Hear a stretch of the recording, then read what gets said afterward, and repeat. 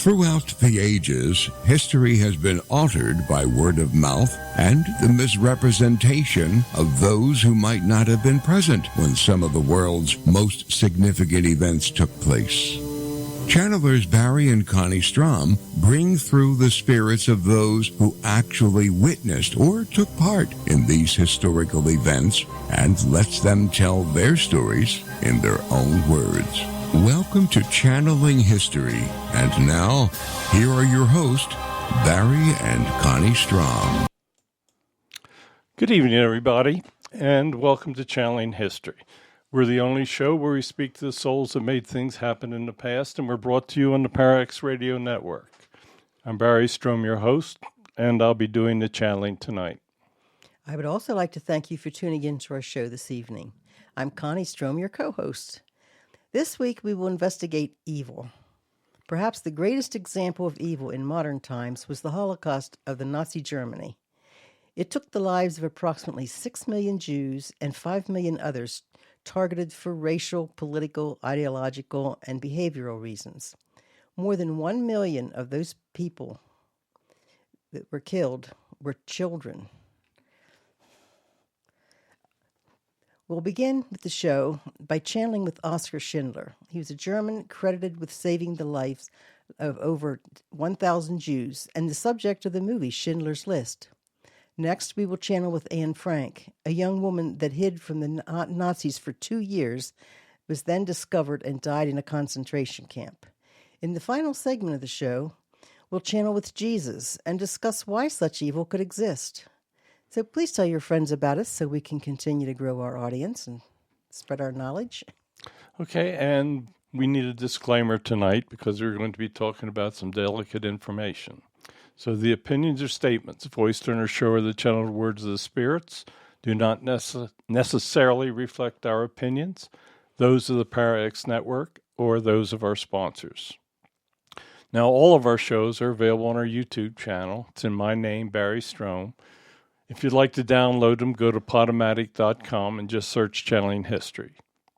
Our shows can also be heard on Spotify, Audible, Pandora, iTunes, and many other platforms. Because of the nature of our show tonight, we will not be taking any questions from the chat room. Now, when we begin our channeling, Connie's going to ask the questions and I'll answer them in the words of the spirits. But before we channel, and it could be very important tonight because of our subject matter, we always say a prayer of protection. So Connie's going to say the prayer, and then we'll begin to channel with this very important show. God, please grant us your wisdom and protection. Grant us the knowledge that we can handle and keep us safe from all things that will harm us. Keep the messages positive and pure love. Keep us safe from our egos. We ask these things in the light of the seen, the unseen, and the honesty of God. Amen. Okay, Connie, I want to get as much channeling as we can tonight, so let's begin. Okay, we'll start with Oskar Schindler. Thank you so much, Mr. Schindler, for joining us. Okay, Connie, if any of our audience isn't familiar with Mr. Schindler, he was a German industrialist during the Second World War. He's credited with saving the lives of 1,200 Jews during the Holocaust by employing them in his factory in occupied Poland. He was also the subject of the 1993 movie Schindler's List. So, Mr. Schindler, thank you for joining us. Okay, sir. In 1936, you joined the military intelligence service of Nazi Germany. Why did you support Adolf Hitler in Nazi Germany at that time? There were many reasons. First of all, those of us that lived there felt that Germany had been mistreated after World War I.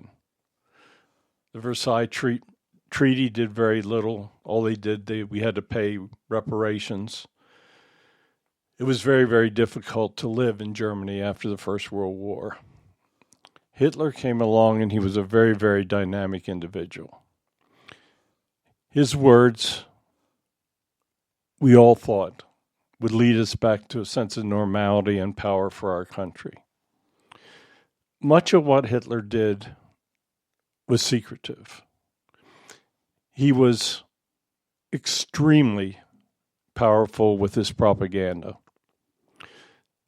The people believed him, and I believed him. I wanted to be successful in Germany, and once he took power, I realized that there was no way that I could gain the prominence in business that I wanted to gain. If you were not a member of the Nazi Party, you had almost no opportunity for advancement in Germany at the time. So in the beginning, I did believe his words, and I also knew that if I was not a member of the party, that I would have great problems. So that was why you joined the party, because you basically didn't have much choice. Well, I had a choice, but my choices would have only got me into major problems with the party. As I said, if you were a member of the Nazi Party, you had access. You had access to money, you had access to power, and the government would actually help you with your businesses, especially if you were doing anything that was related to the war effort. Would you tell us about your time as a Nazi intelligence agent? From 1936 to 39, I served the Gestapo. I would act as an undercover agent. I would travel to different areas and I would tell them what was taking place. I didn't realize in the beginning just exactly what Hitler's plans were. I did not realize that he planned to invade all of Europe. I know that if he had had his way, he would have wound up controlling the world. But it was an exciting job. I got to travel, and I would report back to my handlers what was taking place. I would attend meetings. I would attend political functions in the different countries, and I would bring the information back. In 1939, you acquired an enamelware factory in Krakow, Poland. How did you gain the means to acquire that factory? I gained the means to do it through my connections as working in military intelligence. As I said, if you were a member of the in crowd, it was almost unlimited opportunity for you. By 39, we realized that Hitler was becoming very, very aggressive. He was taking over countries, and he had built this incredible military machine. Those of us in Germany felt that there was no way anybody was going to stand up to his military might. I wanted to get out of the military intelligence, and I wanted to go into industrial work. I knew that joining the party would be the key to do it. Once I was a full-fledged member of the Nazi Party, it became very easy for me to acquire the businesses. I wanted to employ a lot of individuals. I was starting to see that Hitler was not what I thought he was. I wanted to be able to raise my family. And yes, I wanted to gain wealth. Is it true that you employed over 1,700 people, of which around 1,000 of them were Jews? Yes. The factory that I took over employed about 1,700 individuals. The Nazi Party had basically taken away many of the rights of the Jewish people at that time, and they were begin their program of elimination. The Jewish people were forced to work for lower wages than German people. And I accepted over 1,000 of them as employees. When I accepted them into the business, I realized that I would be able to have cheap labor. I did not, at the time that I acquired the businesses, understood just what really was taking place within the Nazi Party. So at that point, you were not aware of Hitler's plan to exterminate the Jews. I'd heard rumors. I knew that Hitler preached hatred, not only towards the Jews, but towards basically anyone that disagreed with him. The Gestapo, I knew, had incredible powers. Their secret police, they had the abilities simply to arrest people and they would never be heard from again. I had many friends around the world, especially in different parts of Europe, and they started commenting on the fact that the Jews were being put into small areas of the cities in which they lived. Their properties were being taken. They were being taken into camps. Now, in the early days and through most of the war, what was taking place in these concentration camps were kept a secret from the majority of the people. Since I had a job that was putting me in charge of many individuals, I started hearing stories from my employees. I really did not bear hatred toward those that were working for me. There were many of them that were wonderful people.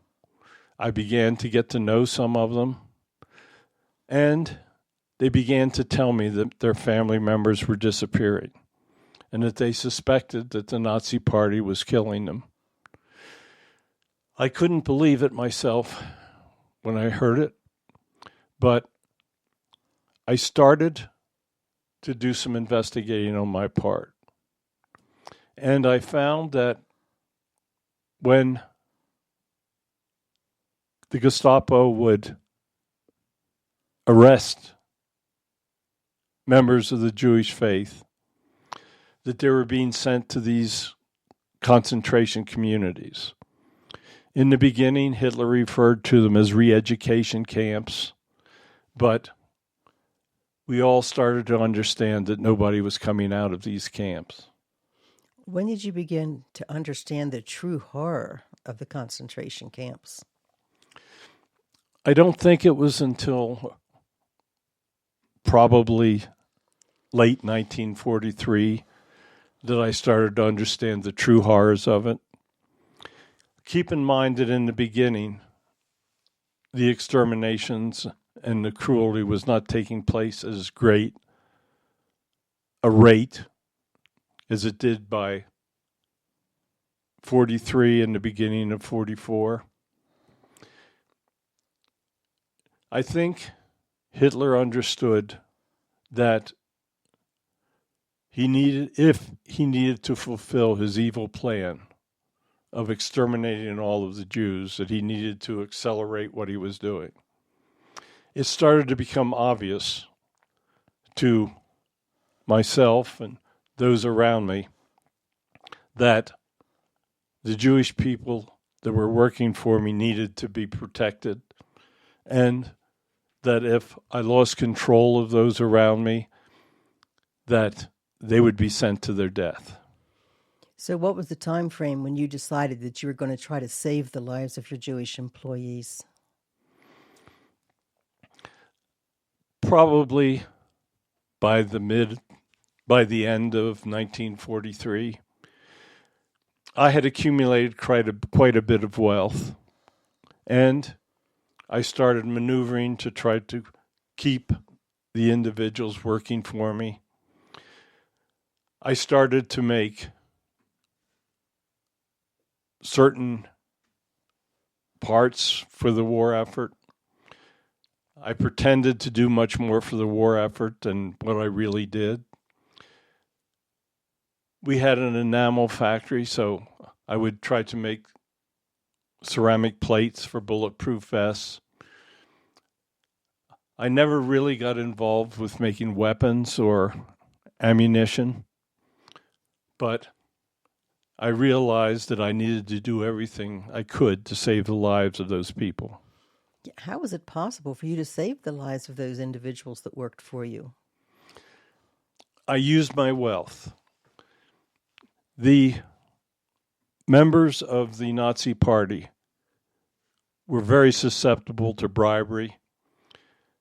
I had some friends that would protect me to a certain extent, but basically I had to bribe people to get things done the way I wanted it. In 1944, you moved your factory to Brnitz in the Czech Republic to avoid advancing Soviet armies. Why did you move the factory? I knew that I had to keep my employees working for me. I knew that the Soviet army was advancing very rapidly, and I feared them. I knew that as a German citizen, I could be killed as well as any other members of the Nazi Party. Don't forget, I was a member of the Nazi Party. I needed to be there so that I could maintain my position and protect my people. Yeah. How did you arrange to get the 1,000 Jewish employees to the new location? They were transported by the party. Many of them were put into some of the rail cars that were used for the concentration camps. I kept bribing as many people. I feared that I was going to lose many of them. Many of the people felt that they were being taken to the camps, but I still had enough money that I could bribe those in power and accomplish what I needed to do to save them. So bribery is how you got the SS to leave your employees alone? Yes. Thank God my money held out until the end of the war. By the end of the war, I was a very poor person, but I do not regret spending every penny that I spent. And I was very, very successful in saving many, many people from certain death. Yeah. So how were you judged when you returned to heaven? I was told that I had done some foolish things in the early part of my career as an intelligent officer and as a member of the Nazi Party. I was forced to do some things that I shouldn't have done. But my guides told me that they were very, very proud of what I accomplished, that I had truly saved the life of over 1,000 people, that if I had not done what I did, that all those people would have died in the camps. What do you regret most about your life as Oskar Schindler? I regret that I ever believed in the lies that Hitler was speaking. I regret that I didn't start earlier to save people. I regret that I didn't understand just exactly how evil Hitler was.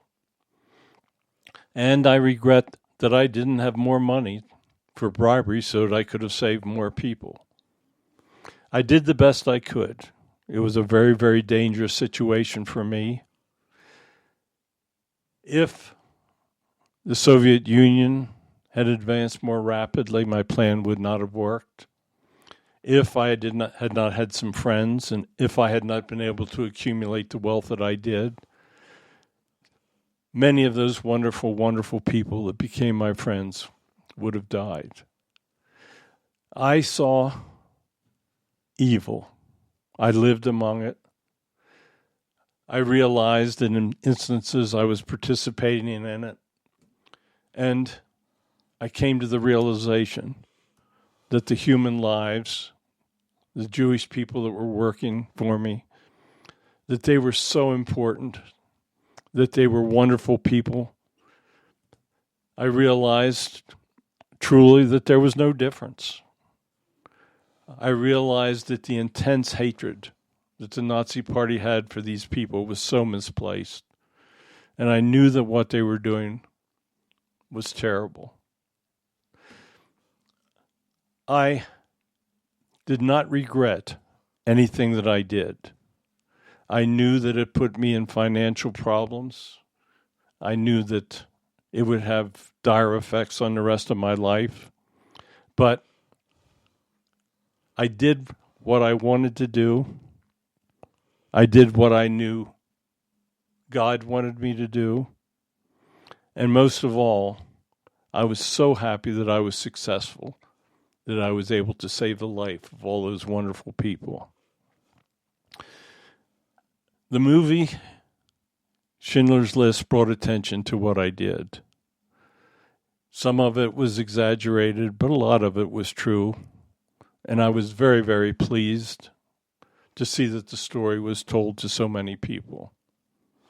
I especially want to thank you for allowing me to speak tonight.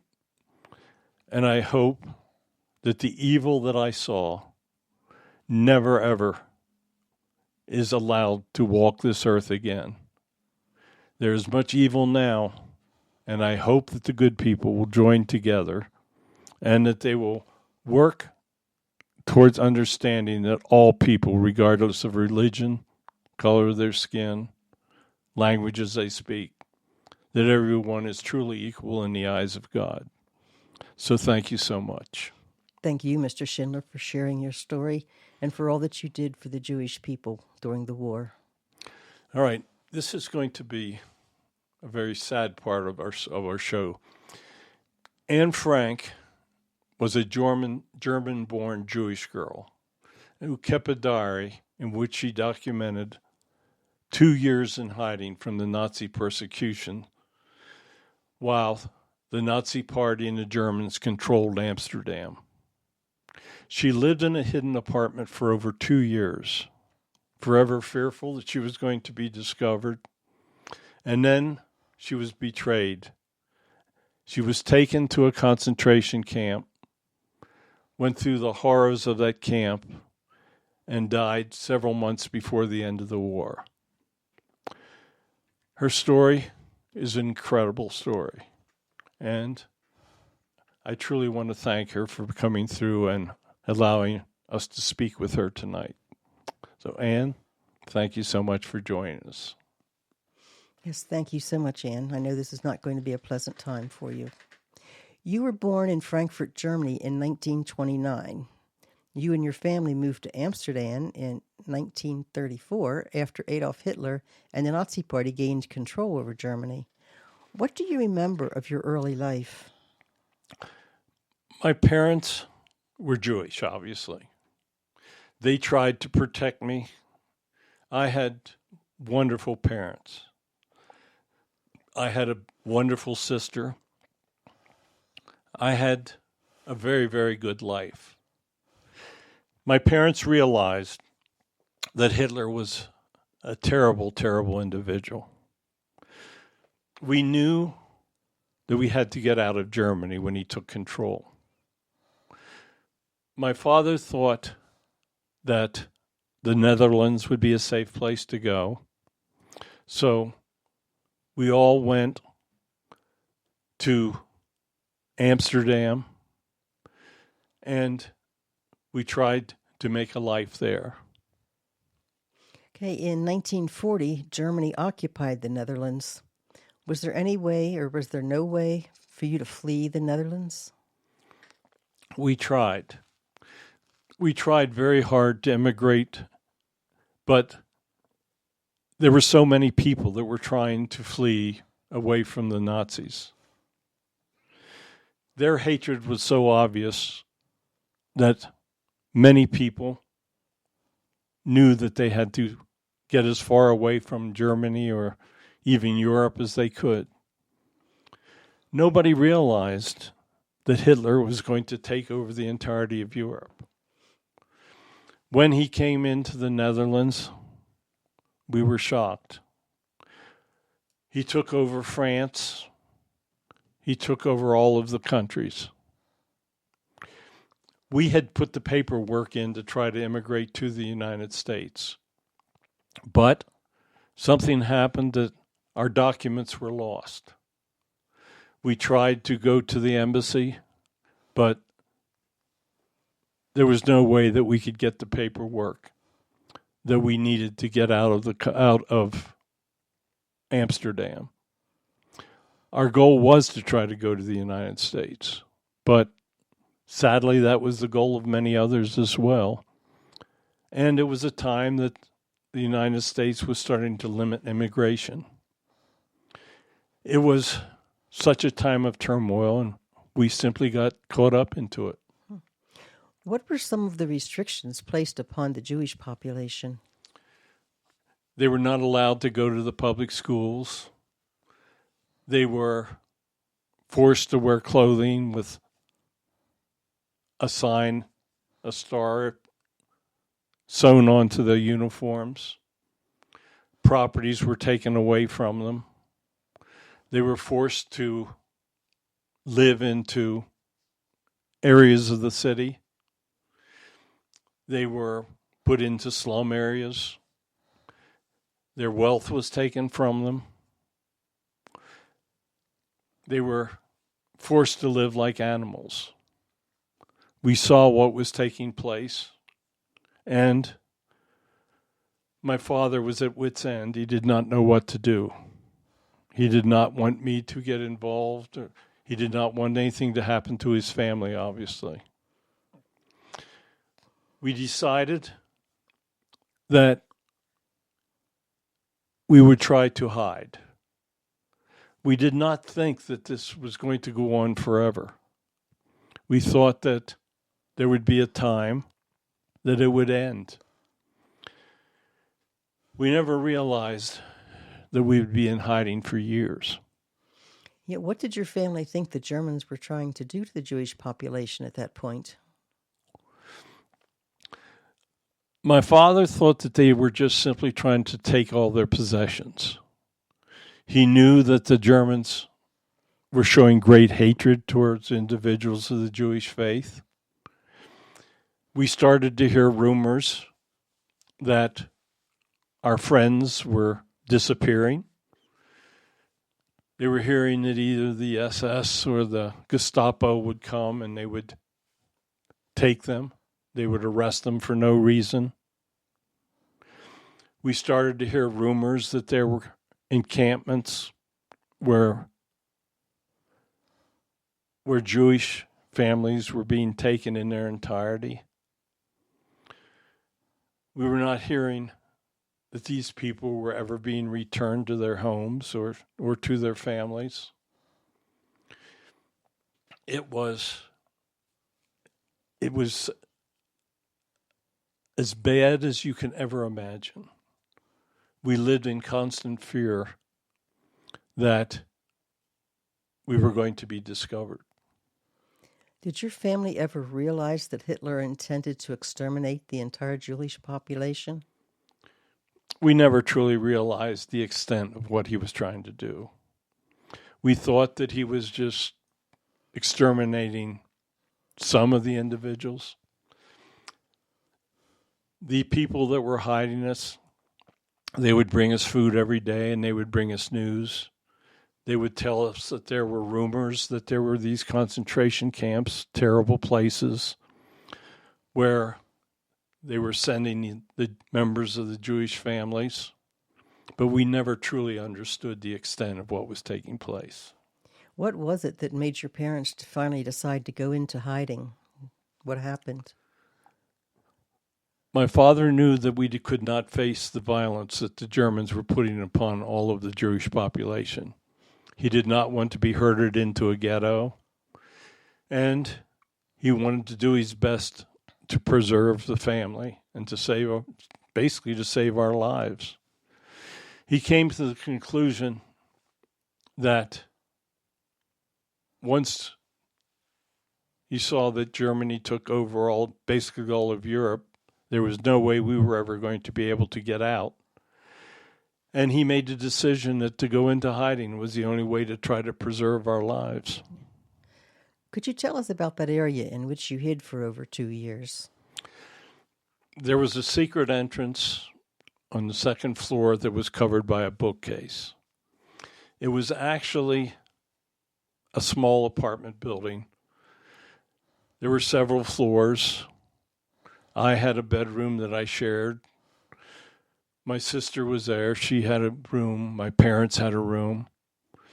But it was very, very small. The windows, we kept the windows closed. There was no way that we could communicate with the outside world. The only way that we could have food and news from the outside was when our friends would bring that information to us. We took another family in that was in danger, and that made the quarters even closer. We lived like this for 2 years. You cannot imagine how difficult it was. Yeah, why did you decide to keep a diary? I wanted to be a writer. I wanted to be a novelist. I wanted to write. I had a lot of writing abilities, and I was given the gift of an autograph book. So I felt that I would try to write what was taking place. I never realized that after we were taken, that my father would have the diary published. But I wanted to keep a record. None of us realized how the story would end or how long we would have to be in that hiding place. How did the Gestapo find your hiding place? We were betrayed. A member of the family, of the people that were helping us, she was a confirmed believer in the Nazi cause. She believed the hatred towards the Jewish people, and she informed the Gestapo that there was a Jewish family that was hiding in the building. They raided us one day, and we were taken prisoner. After you were captured, you and your sister, Margot, were transferred from Auschwitz to Bergen-Belsen, two of the worst concentration camps. What was it like in the concentration camps? I cannot describe them. It was the worst that you would ever conceive of. The Germans were totally evil. They would not hesitate to shoot anyone that looked at them wrong. There was no food. It was winter. It was freezing cold. There was no medical care. They would separate people out, and they would take them to the showers, and they would never return. We found out that they would actually gas people, that the gas would come through the shower heads. The people would be thinking they were waiting for the water to cleanse themselves. Many had not had the opportunity to cleanse themselves for months. They were emaciated. We lost weight. They would feed us scraps to eat. They basically would do whatever they wanted. Many of the women were forced to have sex with the officers or with those that controlled the camp. We all knew that it was just a matter of time. The violence, they would perform experiments on us. The freezing cold, I can remember, it was so terrible. We would huddle together. Sometimes we would wake up in the morning and one of our group would have frozen to death. They would drag the bodies out and they would just throw them into mass graves. They had ovens where they burned the bodies. We would smell that terrible stench of bodies burning. They would desecrate the bodies. If they had golden teeth, they would pull their teeth and save the gold. It was the worst evil that anyone can ever conceive of. I became ill. I found out when I came to the other side that it was typhus. I died. My sister passed along basically the same time I did from the same illness. There was no medicine. The intent was that we were all to die. Thank God the war ended and at least some of the individuals were saved. The concentration camps of the Nazi Party were absolutely the personification of evil. Yes, they were. Your father was the only survivor of your family, and he decided to publish your diary. What did you think as you watched from the other side as your book was getting published? I was amazed. I couldn't believe people so much wanted to read my story. I thank all that were involved in making my story known. The evil that Germany brought upon the world, everyone should understand and know of it and never forget it. Yes. What do you think as you watch the evil events taking place in the world today? I see that it is still possible. The Russians are doing many things like Hitler did. The propaganda, the mistreating of minorities, the brutality. I hope that the world will rise up and not allow them to continue to show the brutality that is taking place. Do you think there will ever be another event as evil as the Holocaust? I sincerely hope not, but I can certainly not guarantee it. As long as there are such evil people out there, it is highly possible that something as bad as the Holocaust could take place once again. Over here, we try to guide people to good, but we also know that evil is growing. And especially as we watch the war that is taking place, we're seeing many, many things that remind us of the Second World War. I hope that people join together. I hope that people stop the violence. And I hope that people show love, that there can never be such a thing as a Holocaust again. This is the first time I've ever been able to tell my story, so I thank you very, very much for it. And we thank you for sharing it with us. We know it hasn't been pleasant for you. Okay, we're going to do something now that is going to be very unusual. We actually have Jesus with us because he created the world, he created the evil, he observed as all these terrible things was taking place. So, Father, can you please answer some questions for us, Connie? Yes. Lord, why did you create evil? I created evil because it is a test for humans. Souls return and reincarnate as humans to pass tests, to live a good life, and to make choices between good and evil. In order for humans to advance in the realms of heaven, they have to pass the test of showing love, of showing goodwill towards others, and of living a good life.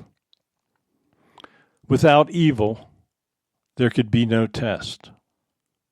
If a human soul reverts to evil, then it will fail the test, and when it returns to heaven, it will pay the consequences and be placed in lower levels of heaven. But why did you allow such a horrific event such as the Holocaust to take place? I will not step in and interfere with the free will of humans. Humans need to learn if they're going to advance. Humans need to make decisions. Humans need to believe in me. The free will of humans created the circumstances of the Holocaust. The Holocaust took millions of lives. But you have to remember that upon the day of passing, the human soul comes to heaven and begins a new life. It was a terrible learning experience for all those involved. But when they returned to heaven, they were greeted. Their suffering was over. And they were given new life plans so that they could return. And the terrible suffering of the Holocaust generally created a good karma for all of those souls in their future lives. Keep in mind that the life of the human soul is everlasting. A human life is incredibly short in comparison. Once the evil began, I could not step in and alter the free will, because those individuals that were making the decision to cause all of that suffering needed to pay the full price of judgment and the full price of the karma that would greet them. Okay, Adolf Hitler was the personification of an evil individual. What was Hitler's original life plan? Hitler was a very advanced soul. He was very intelligent. And we actually sent him back to attempt to lead Germany into having a successful rebuild from the First World War. When Hitler returned, he completely abandoned his life plan. He chose the worst evil that he could ever choose. He went from one of the highest levels to the lowest level where he will remain for an incredible long time. But Hitler came back with a wonderful life plan. Keep in mind that evil is never incorporated into a life plan. Evil is only the result of a free will decision made by a human soul. What karma will Hitler face if he's ever allowed to reincarnate? Hitler will basically be in the lowest level, the place of nothingness, for probably thousands and thousands of years. He will have to make up for every soul that he affected. His karma will be so difficult that it will be almost impossible to describe. Think about having to make up for what you've done to harm and to kill over 6 million people. He is currently in a place of nothingness. He will remain there until I make the decision that he is ready to return. That will be so far into the future that it would be very difficult to even comprehend. Will there ever be a situation, such as a country using a nuclear weapon that would wipe out humans, where you would step in to stop that evil event? I do not interfere with free will. Keep in mind that there have been many, many cultures on other planets that have failed because they cannot learn the lesson of coexistence. Just because a civilization fails does not mean that the individual souls of those individuals fail. Human soul energies have been around since creation. Human souls energies will remain in existence through eternity. But civilizations may fail to learn their lessons. We try very hard to bring individuals lessons of love, lessons of coexistence, lessons of equality, lessons of helping others. As I said earlier, evil is never incorporated into a life plan for a human. Free will has got to remain an independent characteristic for human evolution.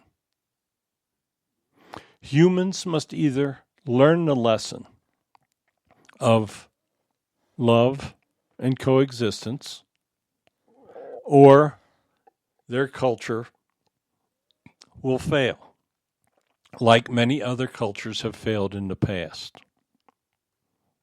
To answer more specifically, if a nation decides that it is going to use a nuclear weapon, that is their free will. And those affected by it would return to heaven and have new life plans. They may choose to return to another planet that is much more peaceful than Earth. But free will is something that should not be tampered with. If humans decide that they are going to destroy their evolution, then that is a decision that they will make. We will guide them. We will try to stop it. We will have the guides try to assure that such an action doesn't take place. But if after all that we do, that country decides to use that weapon of mass destruction, then it will be allowed. Lord, where do you see the greatest growth of evil today on this planet?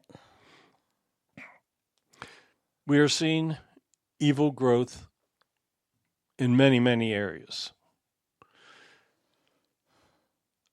I have allowed individuals to learn great technologies compared to the technologies of the other civilizations of the galaxy. It is very elemental. But that technology is leading people away from believing in me and believing in afterlife in heaven. Those that are preaching against me and trying to lead individuals away are increasing at a rapid rate. And when they return, they will be judged for what they are doing. Perhaps the greatest rate of evil we see is in those holding political power. Many that hold great political power have much evil in their souls, and their only wish is for personal power, for wealth, for being able to exert their wishes upon others. People have got to do what they need to elect representatives that will do the best for the people.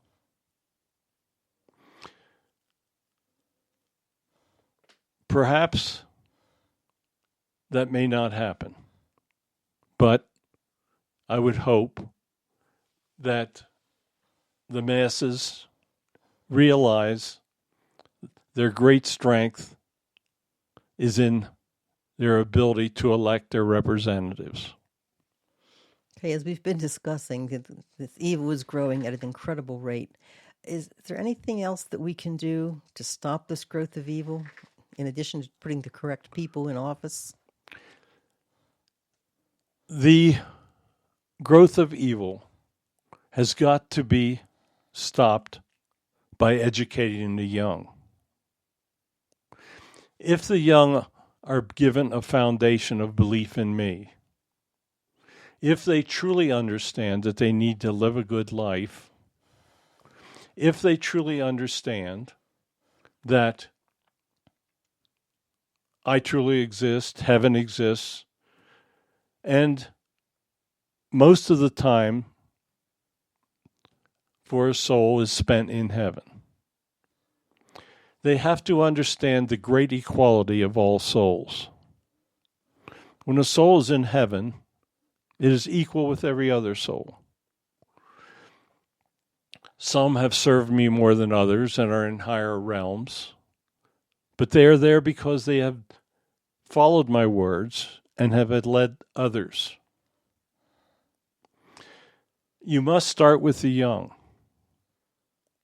You have to create environments where the young are educated, where they are not drawn to gangs, where they are not drawn to drugs,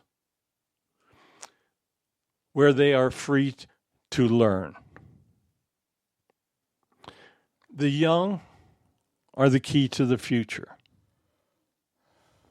If they understand truly the foundation that they need to advance, then evil will be defeated. For the last several thousand years, you will find that essentially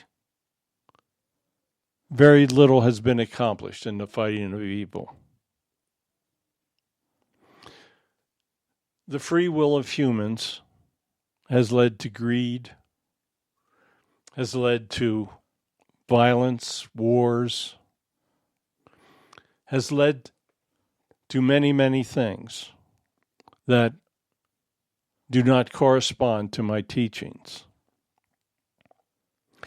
That is the way the humans make their decisions. Once humans tire of the violence, of the poverty, of all of the things that lead them away from happiness in their lives, and start making decisions to return to my simple teachings, then evil will be defeated. Lord, thank you for honoring us with your presence this evening. Do you have a final message for us? Absolutely. I want everyone that is listening to understand, first of all, the importance of not doing anything to anyone else that you would not have done unto you. Some refer to that as the golden rule. That is the most important of my teachings. It is very, very simple. But if you follow the common sense of that simple teaching, you will find that your life will be much more happier. You have to avoid anger.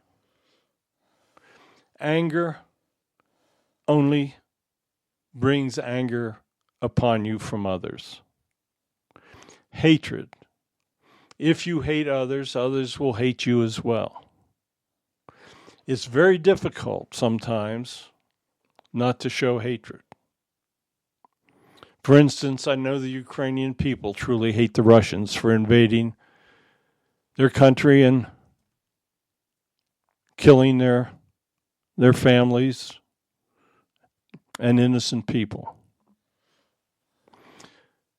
there will be a time of peace. It'll return.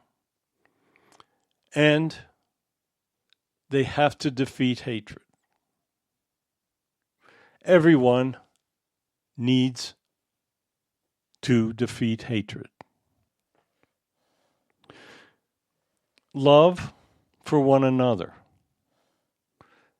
Sometimes it's very difficult to love one another, but it has to be accomplished. You don't have to do away completely with dislike. You dislike people that do not live a good life, that hurt you, but don't hate them. Know that their reward will come when they return home, and their guides will judge them in heaven. It's not the place of a human to judge one another or to show hatreds, to do things that destroy relationships. The Holocaust was an incredible evil. Humans need to learn from that. They need to never, ever consider a situation that would allow such horrid events to take place. While it is horrible, and I did truly allow it because of the free will of humans, it should be thought of as an example never to be repeated. You have seen the worst of humans in the Holocaust. Never, ever let that be repeated again. Humans must learn from their mistakes, and they will be able to evolve into the future. So thank you for allowing me to speak tonight. I hope that you understand that you truly have been hearing my real words. So thank you for listening, and I bless all of you. Thank you, Lord. Okay, so the Holocaust was an incredible example. Let us never, ever consider anything that allow it to repeat. Next week, we're going to be channeling three famous economists, George Maynard Keynes, Milton Friedman, and Karl Marx. We'll be discussing what is taking place in our modern economy, and this should be a very, very interesting interview. My 8th book, Messages of God for a Modern World, is available on Amazon. It's in softcover, ebook, English and Spanish edition. I do a podcast every Wednesday, a weekly message from Jesus. I've been bringing you his messages for quite a few years now, and you have the opportunity to read them. I thought we would have him on the show tonight, and that you would enjoy hearing his messages. So I thank you very much for listening to us. All of our shows are available on our YouTube channel. As I said before, it's in my name, Barry Strohm. If you want to download them, go to Podomatic.com and just search Channeling History. And I would like to thank you all for joining us this evening. I hope you all have a wonderful week. God bless you all. Okay, everyone. I also thank you for listening. Join us next week for The Economist. It's going to be very, very interesting. So thank you. Join us Sundays, 9 p.m. Eastern Time on the Parax Radio Network. Thanks for listening to Channeling History. Tune in again next week for another electrifying episode, as we never know who will make an appearance or who will come through the portal.